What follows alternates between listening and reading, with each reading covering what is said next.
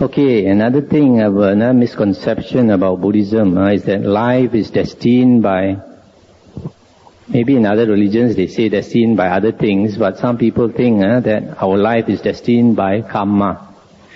What is Kamma? Kamma, in Sanskrit it is Karma, K-A-R-M-A.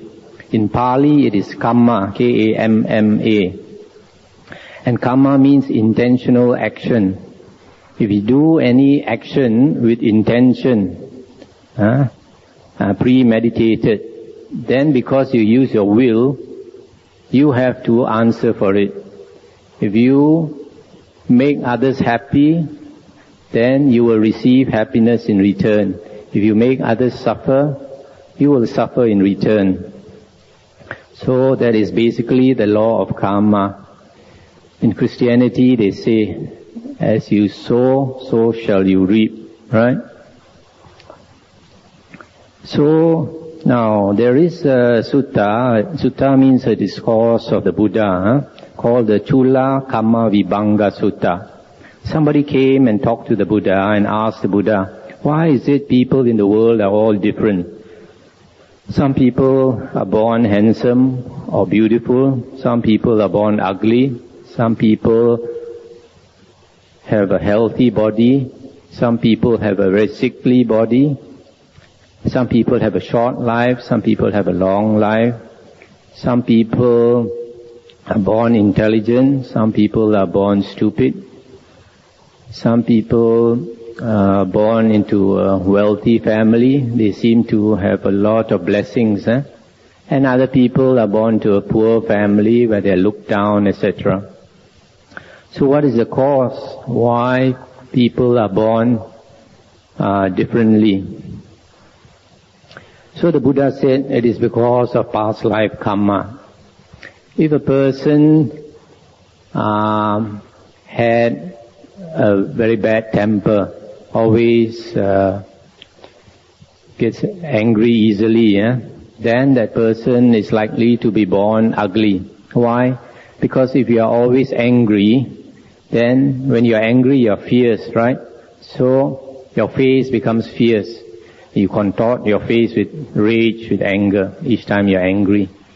So if you make it a habit, every day you do it, so it's very logical that you will be born with an ugly face. But if a person is of a very sweet nature, if you try to annoy him, he doesn't lose his temper, he just smiles. So that person we say is very sweet. That kind of person, because he's very sweet, he or she will be likely to be born beautiful. We say beautiful. Beauty also, of course, is depends on, people's opinions. But generally, if a person is very sweet, we say that person is nice looking, right? Now, if a person kills, say for example, a person likes to go hunting, kills unnecessarily, it makes other beings' life short. So the result is when the person is reborn, the life will be short. That's why you find some people, even when young, they get cancer. And if a person does not kill, then because you allow other beings to have long life, it is only natural that you will get long life when you come back again on the round of rebirths. And then if you harm other beings, for example, formerly, like during my parents' time, my grandparents' time, they used to have slaves. And some people used to torture their slaves. Like in America, they used to have these Negroes as slaves, right? So some people would like to torture their slaves or torture their dogs or some other animals. If you make other beings' bodies painful, it is natural that next time you come back, you have a sickly body. This body will give you pain. This reminds me that somebody told me there was a lady many years ago in Johor. She used to mistreat the slave. When the slave was, a lady was hungry, she'll force her to drink this latex instead of drink milk, latex. Then when she was about to die, she was, people when they're about to die, they see visions because they're going to be reborn in a certain place. So whatever place they're going to be reborn in, they start to see that world coming up in their consciousness. So she saw herself being tortured, being forced to drink latex by other beings. So she would cry. So this karma sometimes you can see in this very life before that person passes into the next life. So if you torture other beings, you will likely to have a sickly body, but if you don't harm other beings, then because you don't make the body suffer, you'll have a very healthy, strong body. Now, if you don't know something, you don't investigate, you don't ask, or if in addition to that you drink liquor, spoil your brain, then you're likely to be born not so intelligent, stupid.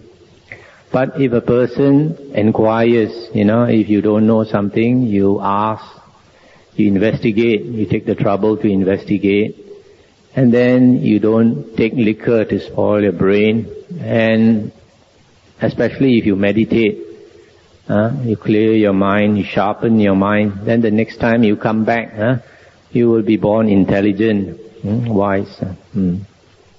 If a person is very respectful of elderly people, of teachers, of monks, etc., then those worthy of respect, then when the person comes back, the next birth, that person will have a good born into a good family, where people would respect that person. For example, some people are born as a prince, a son of or daughter of a king or a sultan.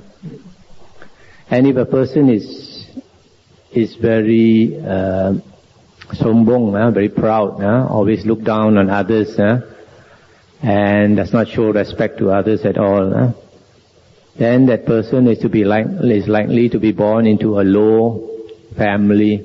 For example, like we have Aborigines in this country.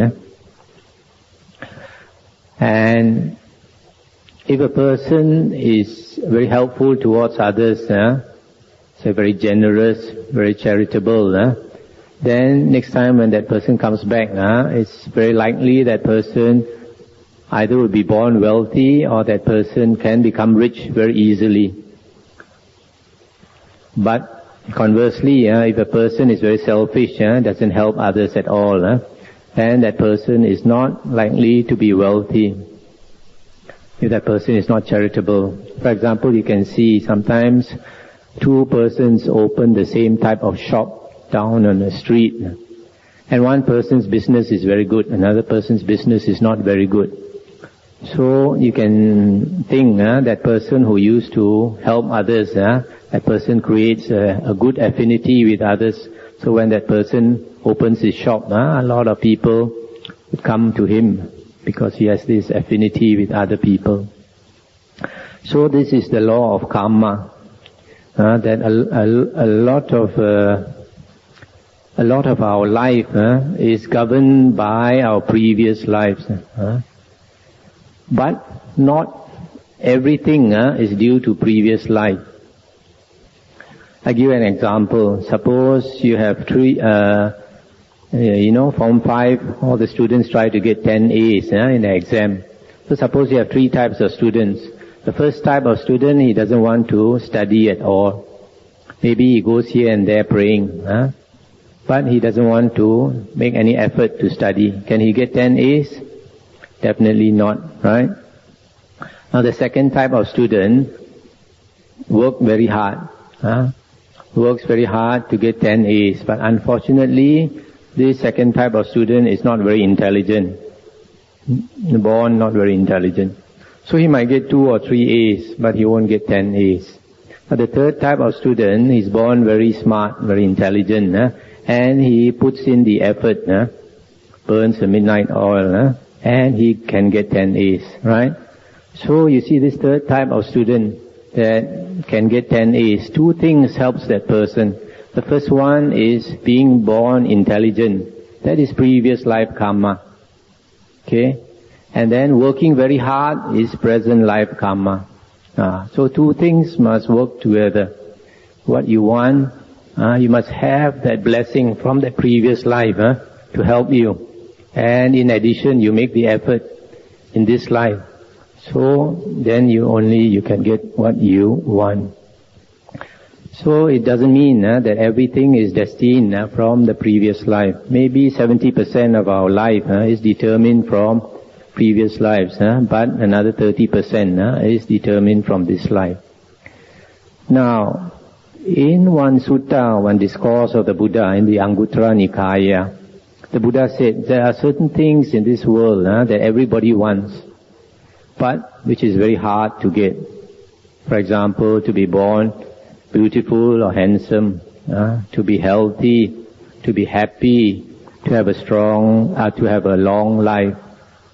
And then after that to get a good rebirth. These are the things that everybody wants. But the Buddha said it's very hard to get. And the Buddha said these things are not to be got by vows or prayers. If you keep praying, or you make vows, or even you think about it every day, you are not going to get what you want. The Buddha said, if it were possible to get you what you wanted by prayers or vows or thinking about it every day, then why is there so much suffering in this world? Right? There's a lot of suffering in this world if you take the trouble to look around, and you find that almost everybody prays, right? But the Buddha said, to get what you want, you must walk the path that will lead you to get what you want. And this path is determined by karma. For example, if you want long life, then don't kill. If you don't kill, then you don't have to pray for long life. You will get long life. If you want to be born handsome or pretty, then don't have a nasty temper. Don't always get angry. Then you be very sweet and you will be born very sweet. If you want to be happy, have a very happy life, then give happiness to others. And that happiness will come back to you very naturally without having to pray for it. But if you give suffering to others, and then when suffering comes to you, you start calling heaven for help, no help is going to come. If it were possible that heaven is going to help us, why are those beings suffering in hell? So the Buddha said, we have to understand the law of karma. What we sow, we will reap in return. So if we understand that, then we should be very careful of our actions. The Buddha is supposed to be the best doctor in the world, the best physician. And he is teaching us preventive medicine. Before you get sick, take the steps of not falling sick. After you get sick, it's too late. You have to take the bitter pill.